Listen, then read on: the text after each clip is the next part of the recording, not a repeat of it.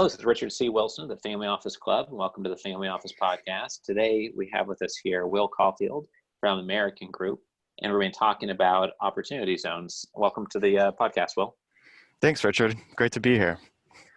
Sure. So before we jump into opportunity zones, I think it might be important to give a little bit of perspective on who you are, a little bit about your background, and then the American Group, and kind of the size of the firm and what you guys do every day. Sure. Well, my name's Will Caulfield. I've been at American Group for a little under a year now. I run the marketing side of the business and sit on the investment committee, and spent years in the advertising industry and residential real estate market prior to American Group, both in Chicago and actually in Florida. Not quite near you though, Richard. Was on the other side in Pensacola. American Group we're a family office out in Los Angeles area. Fred Hamitman, the Hamitman family, is the head of it and founder. It started back in 1971, and it comprises about 50 companies and corporations and partnerships, and has invested heavily in real estate throughout mostly California. About, the charter says 80%, but that includes also Arizona and Washington with really great results. And so he formally founded the family office years ago. He's been vertically integrated for a long time now, working as property management and lending and leasing and acquisitions. And we're most recently starting our newest fund, which is the 10th or 11th in these over 48 years because of the excitement with the Opportunity Zone program. So that's why we're excited about speaking here today with you, and looking forward to the Super Summit in Miami to discuss this as well. Great. Yeah, for sure. We just booked our 72nd out of the 75 speakers that will be on stage there. We just booked the 72nd one this morning, which is a $1.6 billion multifamily office out of New York I just met with yesterday for a few hours. So we're excited about that event as well. And thanks for that background. And how many team members do you have on the team? Well, here in the office, we're about 30, and overall, there's over 100 managing specific properties. I think there's over 3,000 units, over 1 million square feet in industrial. Broke up for 1 second there, but you said you had over 100 team members. Is that right? That's right, over 100 team members. Okay. And we're over, 3,000 units. Over our funds, there's been over 6,000 individual investors, partnerships alongside Fred's family. And that's over $1 billion in assets under management, primarily real estate. Okay, great. And so what do you think is, I know we didn't plan on talking about this, but what do you think has been the secret or one of the keys or one of the pillars of the success of the American Group, and what's allowed you to grow to that level? Because there's a lot of real estate firms out there that, manage 50 million, 150 million of assets, even more, that are just, have a property or two that they invest in per year, and they never really get to a scalable size. What do you see as the big difference, looking at others versus working inside of the American Group? That's a great question. I think what has made Fred so successful is a combination of his top-down data-driven approach when he approaches new investments, and is incredibly selective, and then the bottoms-up sort of driven attitude that he cultivates great relationships with good operators wherever he goes, and is able to leverage his knowledge about the cities and the population growth, and look at it both from a nationwide and local perspective to go ahead of the curve and make sure that the deals he does are valuable ones. And that, I'm sure you've heard of the first rule of real estate is location, location, location. But for him, it's never sell, never sell, never sell. And it's that long-term hold and valuable pieces of property that has shown wonders for us out here in the West. And with the Opportunity Zone program, we see it as an opportunity, no pun intended, to reach beyond the state and find opportunities in the same capacity for long-term growth throughout the contiguous 48 states. And so that's what we're doing with this fund. Sure. And for individuals who have heard of the words opportunity zones but aren't exactly sure what it means. Can you help explain, does it protect capital gains? Does it protect ordinary income from taxes? Who does it apply to? Who does it not apply to? Can you explain a little bit about that? Sure. I'll try not to be too long-winded. It can be quite convoluted at times, but the 2017 Tax Cuts and Job Act included a new section of the tax code that provided tax incentives for investments in targeted areas in the U.S. through investment vehicles called opportunity funds. And so the purpose of the funds was to promote economic development in these select communities known as opportunity zones by offering investors tax-free, or excuse me, federal tax advantages that are only available through the program. So um, I'm sure there's different levels of familiarity with the program, and to try to give a sort of medium level understanding of what it is, qualitatively, it was a component of the Tax Cuts and Jobs Act that really the impetus behind it was that a lot of people had seen what had been an uneven economic recovery coming out of the downturn. And so the architects of the program were thinking, how can we get that money to be redeployed into underserved communities within the US? And the answer they came up with was that they can provide material tax benefits. And that's typically a nice way to get people to act. So in terms of what is an opportunity zone, effectively the ways that you can be eligible was a two-pronged test. Either the census tract had a 20% poverty rate, or to a median income that's about 80% of the average of the area in which it sits. And then after that federal designation, the governors could each sit and designate up to 25% of their eligible tracts, their eligible census tracts in their state. So it was a sort of marriage between the federal and the power of the states to say what counts and what doesn't. And what's interesting here is that's obviously off-putting from an investor standpoint, and especially from us from a fiduciary standpoint, but there's a lot of data that was used to dictate this eligibility requirements, and that came out of the 2010 census data. So when they were being designated back in 2018, you can really think about how these tracks could transform over that 8 to 9 year period and how much movement there was. So for better or worse, there's been a lot of disparity with respect to what the opportunity zone might look like today compared to initially. And the governors took different approaches to how they would use that designation. A good example I like to give is imagine a university where there's students making their population, making a large portion of the population, and what is the income level of those students? It's not much. And so a lot of governments said, I can short my university towns by designating them opportunity zones to fill the bucket. So broad comment to say that that's just one example of a lot of ways and a lot of interesting places to invest within opportunity zones and what we're doing. So the way you do that is with an opportunity fund. And it can take different forms. There could be single asset funds, there can be multi-asset, 100 asset funds. But basically for it to be qualified as an opportunity fund, it has to have a certain percentage of quote unquote qualifying property, which either comes from what they call the substantial improvement test, which is where if you purchase a property for $1, you have to put $1.01 into it to improve it. Because again, the intended of this program is that you improve these underserved areas.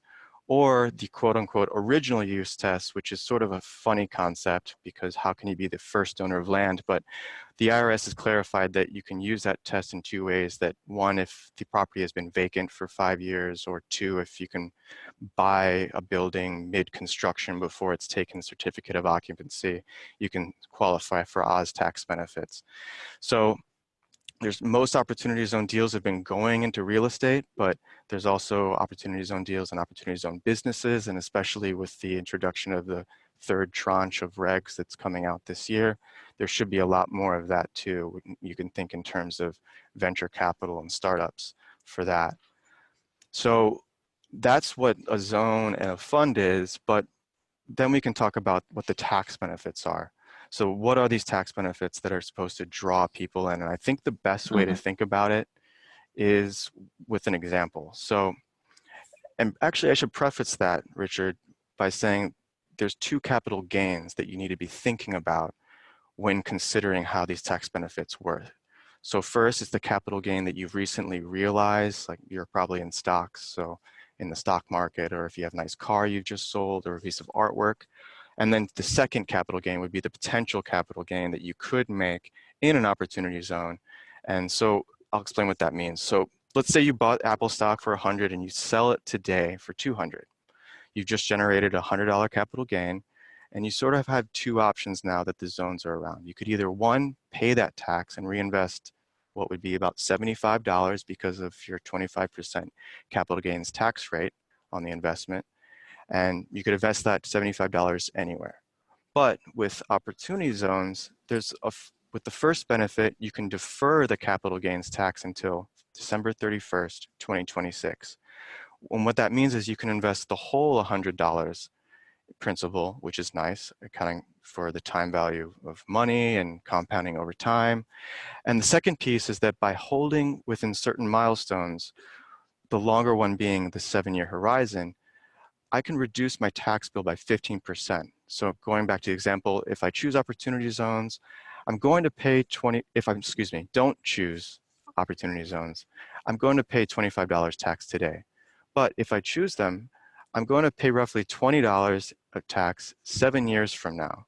So those are the first two tax benefits, and they both apply to the gain that's realized today from some other investment, like we said, stocks or art or whatever. Now, shifting gears, when people talk about eliminating taxes, this is where we shift to the second capital gain. So the potential that you could make on your opportunity fund investment. So you took $100 and you put it into an opportunity fund, and over 10 years that doubles again, let's say. So it becomes $200 and you've made a fresh capital gain of $100. If you keep your investment in an opportunity fund, then you get the most impactful benefit by far, which is that final capital gains. It's completely exempt from capital gains tax. So you completely eliminate capital gains. In other words, 100% step up in basis. And it's really just quite remarkable. There's really nothing quite like it. And so what I'd like to end with there is that when you think about these benefits and where they're derived from, the most important benefit comes from the elimination of capital gains tax on the back end. And the only way that you get that benefit is you make good investment decisions that actually drive capital appreciation over a 10-year period, which brings us back to real estate and the guiding principles that make these good deals in the first place, and why you need good operators, et cetera, that people are really highlighting now. Right. It's not just throwing money into any opportunity zone deal. It actually has to be a valid deal. Otherwise, you're not going to have any gains to protect, or it's going to lose you money. So It's obviously a really important point. And it was interesting about this strategy is a lot of tax strategies rely upon maybe some court-supported kind of holes in the tax code, but sometimes they're a little bit more of a gray area, where this was like a tax benefit kind of structured on purpose for investors to take advantage of. And I've heard many tax experts say it's one of the biggest, changes or most advantageous tax options they've seen in their whole career, over the last 30 years. So they've really encouraged their clients to get this figured out and get allocations in, before a deadline. So there's time to figure out the details and do it the right way. Wow, that's quite an endorsement. Yeah, I even just saw yesterday in some article that the first tax class, university level tax class on opportunity zones was, I don't know if it was Cornell. It was just founded this past year. So that's how smart. important it is. They're teaching new CPAs and tax officials. Right. I bet that's a popular class, because getting on top of this, I remember speaking to a law firm 8 months ago, and they said they had formed a team of 20 attorneys that was their task force on opportunity zones. And then we had a big accounting tax firm, the number 6 largest in the world. We had Nancy from RSM speak at our Dallas Private Investor Summit, and she was on their opportunity zone task force. And they have 15 professionals who are niche experts in the tax code of opportunity zones, just helping their 500 family office clients implement and allocate into different opportunity zone investments all the time. So there's a ton of activity and pretty serious, teams within the largest of advisory organizations helping investors get into this opportunity. Yeah, and you have to think, well, why is this so hot right now? And so it's because of the benefits. Those tax benefits are so compelling. And as far as they're concerned, the longer you hold, the more benefits get accrued. And with the thought from the IRS side is that what they really want is to engender a long-term capital capital holds in these pockets of the country. So it's not only beneficial to the area longer term you stay in, but it's benefit to yourself because of the compounding tax-free appreciation that you earn, which effectively expires in 2046. So starting now, it's a long horizon. And I think a lot of people can imagine how big that number can get. I mean, Right. it's pretty mind-blowing. If you think about it just from a 10-year hold, you can generate over 2 times, I calculate more like 2.5 times the after-tax returns in an opportunity zone fund, all things the same compared to a traditional investment. That's just considering the tax benefits. It's quite a lot. Right. Yeah, that's incredible. What do you think is going to be the level of activity in opportunity zones next year? Do you think a lot of people got on top of the trend this year and that activity is going to go down next year? Or do you think it's going to be 30%, 50% larger than it is this year? Well, they say that, I think it was the Wall Street Journal just recently said that opportunity zones so far on average have only raised less than 15% of their goals.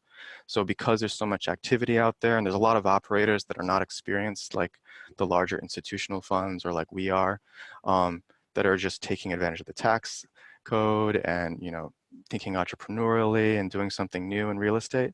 So there's a lot of new people out there. There's a lot of uncertainty. People have been holding out also because of the third tranche of regs that plans to come out probably next month. And when those do, it'll add a lot more certainty. And I imagine next year will be, honestly, Richard, I think it'll be a lot healthier, the relationship that our investor community and sponsor community has to the concept will kind of pan out a little bit. The volatility will subside, and we'll see a lot more deals actually taking place because of that comfort in the third tranche of regs. Right, right. Yeah. Perhaps some of the entrepreneurial groups that propped up and weren't able to get things organized and make it professional enough and have a good enough strategy to differentiate themselves will kind of fall to the wayside a little bit. And then the ones who have made progress will be on fund number 3, fund number 5, whatever of their opportunity zone, kind of one-off funds. And they're the ones who are going to be able to raise the most capital because they're the most credible and have that track record now and have been able to execute. Where at the beginning, everyone was kind of looking around and figuring out who to trust. And I remember at the beginning of the year, they were saying, wow, there's so much demand. There's not nearly enough supply. And now there are a lot of people trying to provide the supply. And so obviously not all of them are going to survive and do great and raise 100 million each. A lot of them are not going to meet their minimum capital needed to get the deals done, I think. Yeah. And that being said too, I mean, there is some talk about an extension for that 2026 date, although we're not very confident, just considering how much money potentially the IRS is giving away on the short term, that they'd want to do it for longer. It seems unlikely to us, but that kind of brings up an important point that after December 31st of 2019, that extra 5% step up in basis that many of your listeners are probably familiar with, it's no longer available to investors. So that December 31st, 2026 date is a fixed date. And after the end of this year, there's no longer 7 years that we have to get that status that gives us that 5% extra reduction in tax. So even though it's a very small part in the overall benefit that the program affords investors, the largest part obviously being that elimination of federal capital gains tax at the 10-year mark, even though it's a small part, it is still some incentive, and people are motivated to, if they have any capital gains within the past 180 days, get it into an opportunity fund. Now, it allows themselves basically a tax-free loan from the government of 7 years, plus it gives the sponsor, whoever they've given that money to, a full 30 months to deploy that capital into a quality investment. And one of the strategies that we've held, although we go on more of a deal-by-deal basis, we focus on the underlying real estate first. When there's confidence and trust between partners, some people prefer to give the money into a fund because they expect that within these next 30 months, there may even be some kind of slight recession.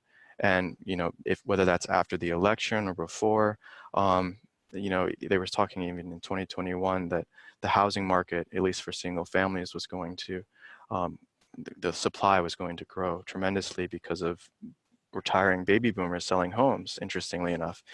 Um, but whatever it is, that would be a good time to buy for some of these investors. And if you're able to, you know, get out of the market high, whatever you're in, stocks, real estate, you name it, and then put it into a fund that can deploy that capital when the market's low, you know, it's basic investing 101. It's a great thing.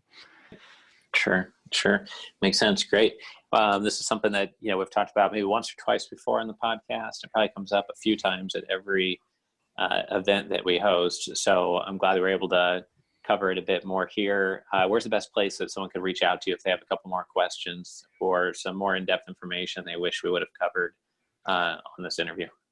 Well, our website's done a pretty good job of explaining it. So if they want to go to americangroup.us, that's just americangroup.us instead of .com. They can learn a lot more about the Opportunity Fund, about what we do as a family office here on the West Side. And yeah, no, we're excited about seeing your event, Richard. This will be our first time stopping in for the Miami this December, and we'll be able to talk a little bit more then too, if any of your listeners are interested in speaking with us then. Great. Yeah, I look forward to seeing you there in just a couple of weeks, and happy Thanksgiving. And I appreciate all the thoughts and insight here on the Opportunity Zone space. Likewise, Richard. Pleasure. Thank you so much. Mm-hmm.